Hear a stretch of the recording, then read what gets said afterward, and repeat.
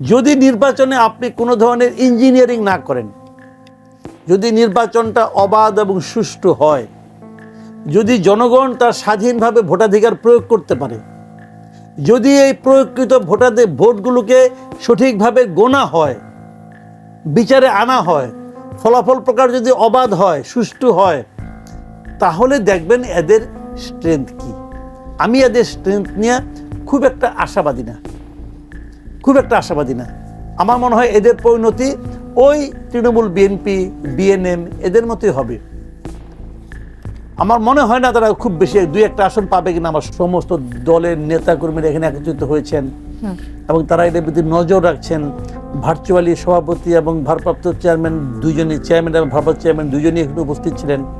খালেদা জিয়া অনেকদিন পরে একটা পলিটিক্যাল বক্তব্য দিলেন। এই সবগুলোতে ইতিবাচক এবং এগুলো দলের যে মনোবল, সেই মনোবলকে চাঙ্গা করবে, কোনো সন্দেহ নাই। এবং তাদের যে জাতীয় ঐক্যের ডাক দেওয়াটা, এই ঐক্যের ডাক দেওয়া সত্ত্বেও তাদের আর কিছু করার না, তার জাতীয় ঐক্যের কথা শুরু থেকেই বলতেছে। এগুলো তো সবই পজিটিভ ব্যাপার আমি মনে করি। এবং আমি মনে করি যে এই ধরনের রাজনৈতিক কর্মকাণ্ড যত বেশি চলবে, তত আমাদের দেশের পলিটিক্যাল এনভায়রনমেন্ট ভালো হবে, মানুষ সচেতন হবে, মানুষ বুঝবে কি করা যায়। কিন্তু আমি মনে করি এই পাশাপাশি এটাও মনে করি যে জাতীয় ঐক্যের এই ধরনের ডাকেই কিন্তু ঐক্য হয়ে যাবে তা কিন্তু নয়। যেমন এই সরকার, মানে আগের সরকার পতনের পর, আওয়ামী লীগ সরকার পতনের পর আমরা তো জানি যে সারা দেশের প্রত্যন্ত অঞ্চলে, মাঠ পর্যায়ে যতগুলো জায়গায় আওয়ামী লীগের চাঁদাবাজি চলতো, যে পকেটে, সব চাঁদাবাজি আগের মতোই আছে, খালি ব্যক্তিটা চেঞ্জ হয়ে গেছে। সব চাঁদাবাজি আগের মতোই আছে, কেবল ব্যক্তিটা চেঞ্জ হয়েছে। এবং চাঁদাবাজি কোথাও কোথাও রেট বেড়েছে। কে করছে চাঁদাবাজিগুলি এখন? চেঞ্জ হওয়া ব্যক্তিগুলি কে? বিএনপির লোকজন। আপনি যদি রেশিও করেন 90% বিএনপির লোক, 10% হয়তো জামাত অথবা অন্য কেউ। তো এখন বিএনপি ঐক্যের ডাক দিচ্ছে। তো ওইখানে যে চাঁদাবাজি করে আর যে চাঁদা দেয়, তাদের মধ্যে ঐক্য আছে? যে লোক চাঁদা দিতে বাধ্য হচ্ছে আর যে লোক তাদের কাছে চাঁদা নিচ্ছে, বিএনপির যে নেতাটা, এই দুজনের মধ্যে ঐক্য আছে কিনা সেটা বলেন। ঐক্যটা আপনি কার মধ্যে করবেন? কর্মীকে আপনি নিয়ন্ত্রণ করতে পারতেছেন? আপনি বিচ্ছিন্নভাবে 2-1টা জায়গায় যেগুলো সংবাদে আসতেছে, সেগুলো শুনে আপনি কি করছেন? বহিষ্কার করছেন। আপনার কাছ থেকে আমি এটা আশা করি নাই। আপনি এটা বহিষ্কার করে কি করবেন? দেশটা অনেক বড়। আজকে কি হতো, আমি আপনাকে সহজ একটা কথা বলি, আজকে কি করা যেত?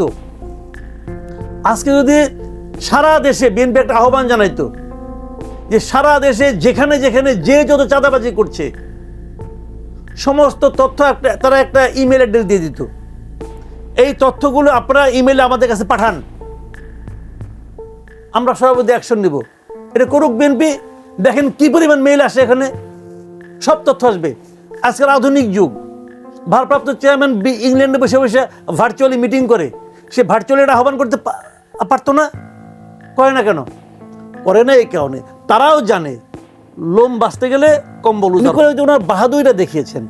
কিন্তু এতে দেশ, জাতি কিংবা গণমাধ্যমের যে স্বাধীনতা, তার কি লাভ হয়েছে এটা আমি এখন পর্যন্ত বুঝতে পারিনি।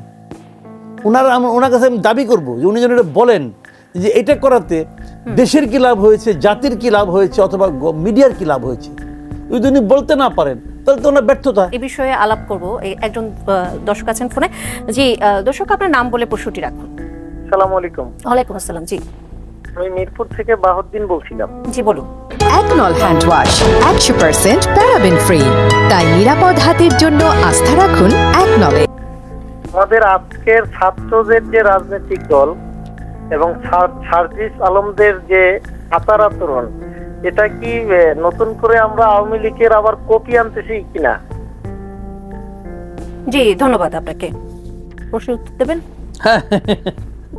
না, দেখেন, যিনি প্রশ্নটা করেছেন, আমরা আওয়ামী লীগের আবার কপিকে আমদানি করছি কিনা, অথবা তাদেরকে পাচ্ছি কিনা উপহার হিসাবে, এই যে কথাটা উনি বলেছেন, উনি কেন বললেন? আপনি ওনার সাইকোলজিটা রিড করার চেষ্টা করেন। তো ওনার সঙ্গে তো সার্জিস আলমের কোনো ব্যক্তিগত শত্রুতা নাই। সার্জিস আলম কি ওনার পাকা ধানে যে মই দিয়ে আসছেন তা তো করেন নাই। তাহলে ওনার এটা কেন মনে হলো? এই মনে হওয়াটা গুরুত্বপূর্ণ। একজন সাধারণ মানুষের কাছে মনে হচ্ছে যে এদের আচার আচরণ, আমাদের কাছে ভালো ঠেকছে না। যেমন ভালো ঠেকতো না আগে ছাত্রলীগের আচরণ, আগে আওয়ামী লীগের লিডারদের আচরণ, উনি কিন্তু ওই তুলনাটা করলেন। উনি যদি, আপনি যদি বলবেন না উনি আওয়ামী লীগের লোক, তো উনি আওয়ামী লীগের লোক হলে তো আওয়ামী লীগের ওই নেতাদের সাথে তুলনা করতেন না, কারণ ওনার কাছে তো আওয়ামী লীগের নেতারা ভালো। যদি আওয়ামী লীগের লোক হইতো, তো উনি তো আওয়ামী লীগের লোক না ভাই, যতটুকু আমি বুঝতে পারলাম। তাহলে উনি কেন এটাকে সেই সমালোচনা করছেন?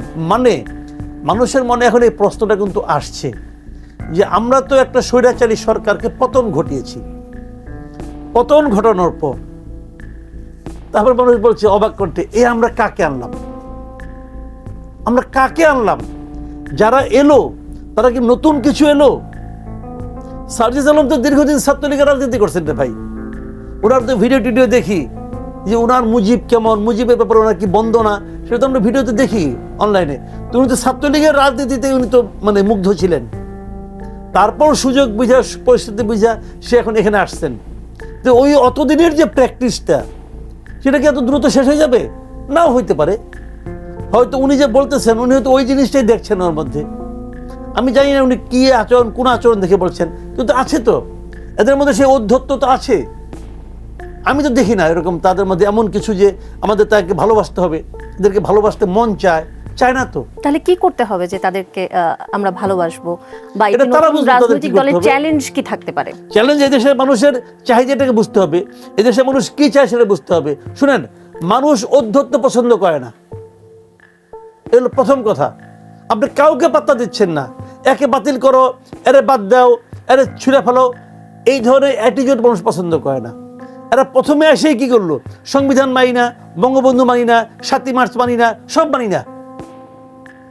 তো এটা তো মানি না কোম্পানি হয়ে গেছে। তাহলে এতদিন যারা এগুলো করছে, এগুলি কি মানে বাড়াবাড়ি ছিল? আমি অস্বীকার করবো না, শেখ হাসিনার অনেক বাড়াবাড়ি ছিল। সে যে সব কিছুতে তার বাপের নাম বসানো, তার মায়ের নাম বসানো, তার ভাইয়ের নাম বসানো, ভাইয়ের বউয়ের নাম বসানো, এই যে যেগুলো সে করছে, এগুলো টু মাচ। উনি মনে করতেন, উনি বলতেন তো এই দেশটা আমার বাপ স্বাধীন করে দিয়ে গেছে। আসলে কি তাই করছে? তো করে না।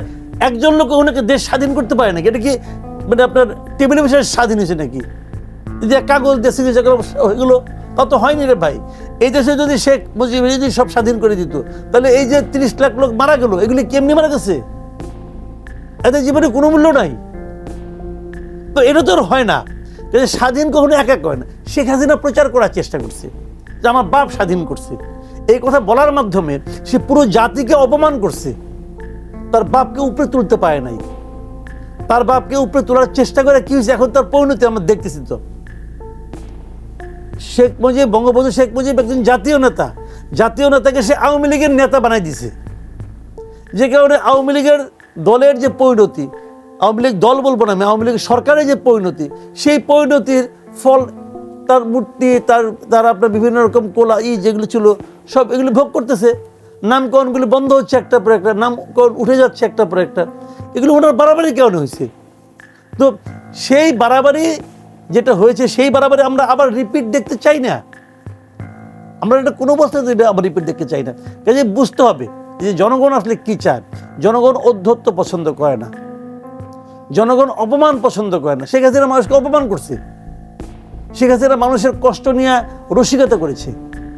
এই যে ওই দিন দেখলাম এক জায়গায় একটা ফেসবুকে একজন লিখেছে যে রমজান মাস আসতেছে, আমরা আমাদের আপারে খুব মিস করতেছি, এখন আমাদের ওই আপনার দিয়া কি মিষ্টি কুমড়া দিয়া বেগুনি বানানোর রেসিপি আমাদেরকে কে দিবে? এগুলো যোগ হচ্ছে ওনাকে নিয়ে হাসি তামসা হচ্ছে। তো এগুলো তো উনি ক্রিয়েট করেছেন। এর জন্য কিন্তু যারা এই রসিকতা করছে তারা দায়ী না, যিনি ওই রেসিপি দিতেন তিনি দায়ী। তিনি মনে করেছেন এটা আমার কোনো শেষ নাই, আমি অনন্তকাল থাকবো। তো অনন্তকাল এখন এরাও যদি মনে করে যে আমাদের উপরে কি আছে, আমরা যা বলবো তাই হবে। কালকে বললাম ওই ভবন ভাঙা হয়ে গেল, আমি কত পাওয়ারফুল। তো এরা যারা ভাবে এটারও শেষ